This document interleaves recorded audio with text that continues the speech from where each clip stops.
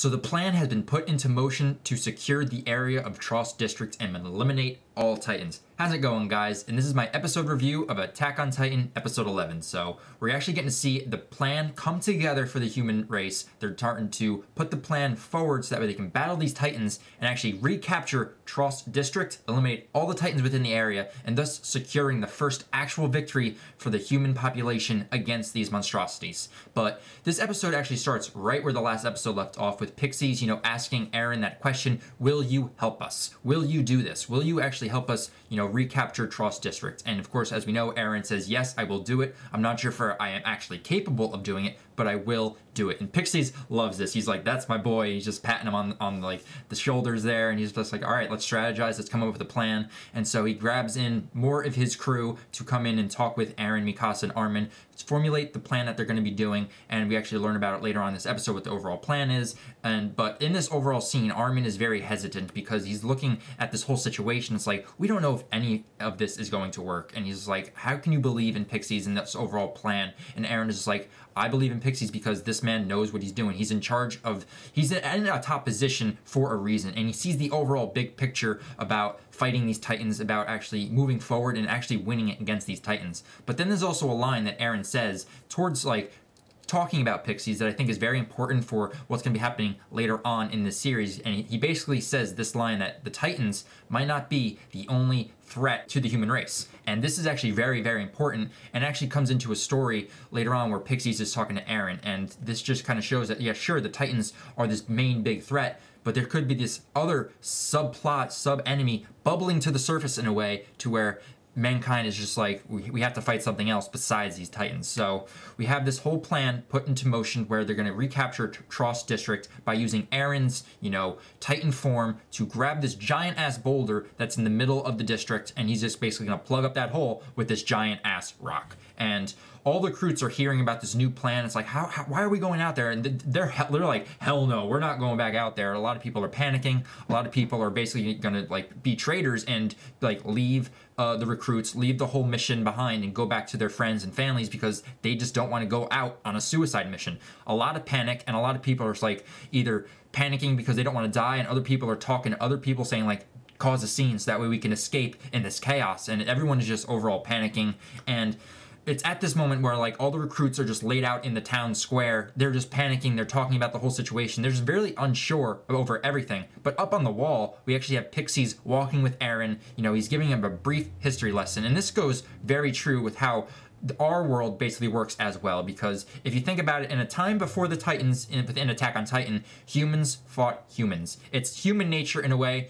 We always breed destruction and chaos and war, especially in our world. And to see that, even in Attack on Titan, but let's say before the Titans even showed up, man was fighting man. And Pixis even says, this was a legend. This is a story that has been passed down because the Titans have been around for so long that no one is actually, alive from a time to where Titans didn't exist. And so Pixis starts to say that there's this quote that he says to where he's basically saying, if an enemy appeared that was so formidable for the human race to tackle, all of humanity would come together in unity and fight this greater threat. And Eren is like, well, that doesn't seem to be the case, because right now we have Titans knocking at our door, pushing our backs up against the wall, and right now we're more divided than ever. We are not a unit. We are not united in any way. And it just kind of shows, even with past events that is transpired within these past episodes, even the thing with Mikasa's backstory, humans breed chaos, destruction, and just love killing, and they will kill their own race,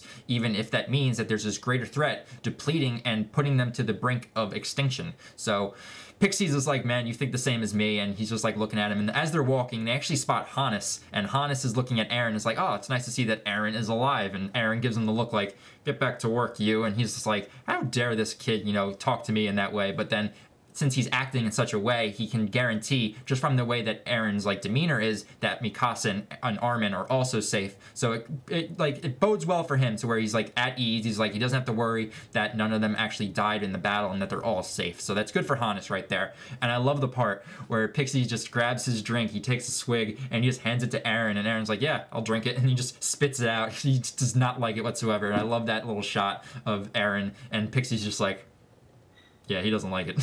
So that's an overall cool, funny moment within this episode. So then we have Pixis get to the spot on the wall to where he just takes in a deep breath and yells down to everyone within town square, yells attention, and everyone shuts their mouth real quick. And this is when he starts to lay down the plan that they're going to be doing to secure Trost District. He basically tells everyone within the recruits down in town, basically, we're going to be sealing the hole with this giant ass boulder that is in the middle of the town square, and here is our weapon for this mission. He points to Eren. Eren comes up, gives the salute, and he's basically saying this boy is like the combination of science and engineering and being able to basically manifest a Titan body out of thin air. So Eren is going to be using his Titan form to grab hold of this boulder, lift it up, and then plug up the hole in the wall. And people are in shock too. And like, when you look at the scene, a lot of the characters we come to know, like Connie and a lot of these people, think Eren is dead, and they're seeing him for the first time up on top of this wall, and they're like, wait a minute, what the hell's going on? And even Connie's like going up to his friends and basically like,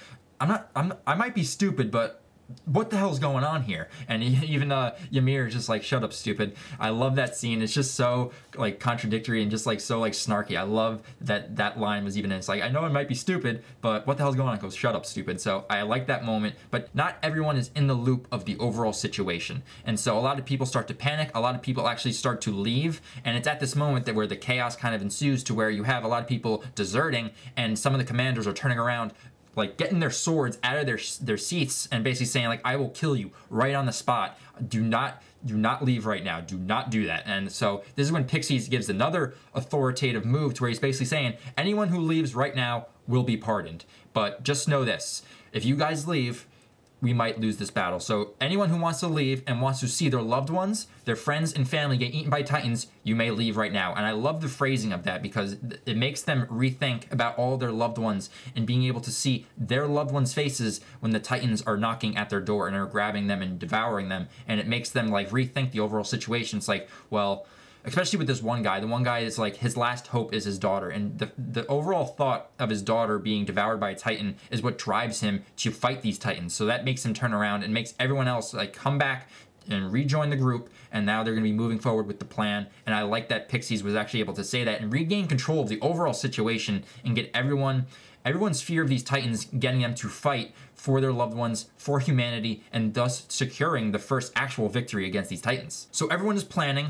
Eren, Mikasa, and Armin are talking about the overall plan. You know how like Armin's going to the luring group to where they're going to be going on one side of the overall Trost District wall to where they're going to be luring these Titans away from the boulder, so that way when Eren and eventually Mikasa joins this group, the guard group for Eren, they're going to be going on the other side of the wall, getting to the boulder, and thus he's going to be able to start his mission to grab this boulder and plug up the wall. And I like this overall sense because everyone's questioning, you know, the overall plan, and it's very much human nature, and it makes everyone actually have a good personality, and it makes it seem more human-like and actually real because not everyone is okay with this plan. People have doubts, and people are just overall thinking it's like, well, what if this doesn't work? And I like the fact that different characters have these types of personalities, and it makes you relate with the overall story even more because a lot of these human characters act like how real people would in this situation. Sure, the commander's giving the order, but not everyone is okay with the overall order, and I like seeing them express their thoughts and opinions about the overall mission at hand. And also when Eren, Mikasa, and the guard group is running towards beginning their mission towards the boulder, I like when that one female recruit in high command is basically telling Eren, it's like, the fate of the world is relying on your shoulders. To make sure that you know that all the people that are fighting for you, a lot of them are going to die. And a lot of these people have names, a lot of these people have feelings, and a lot of these people have families, friends, and loved ones. And she starts citing off all the names of different people, and it's just like, just know that while you're doing this mission, other people are going to be giving up their lives to give you the security that you need to block this hole. And I like that moment because it just shows that everyone within this world has a friend, has a family, has a name, and Eren has that weight on his shoulders besides the rock that he's going to have on his shoulders, and that all these people are relying on him. So it's up to him to actually secure the Trost District and actually help out humanity in this first major win that they're about to have. So we get to the boulder, we have this awesome sequence of them 3D maneuvering through the town with Mikasa and Eren. I love that scene so much, and he bites his hand, turns into that Titan, and now we're beginning the mission. The girl gives the signal, goes like this, the green smoke goes in the air, and thus the mission has begun. And now Mikasa is sitting there like, wow, just looking at the Titan form, it's just like, it's amazing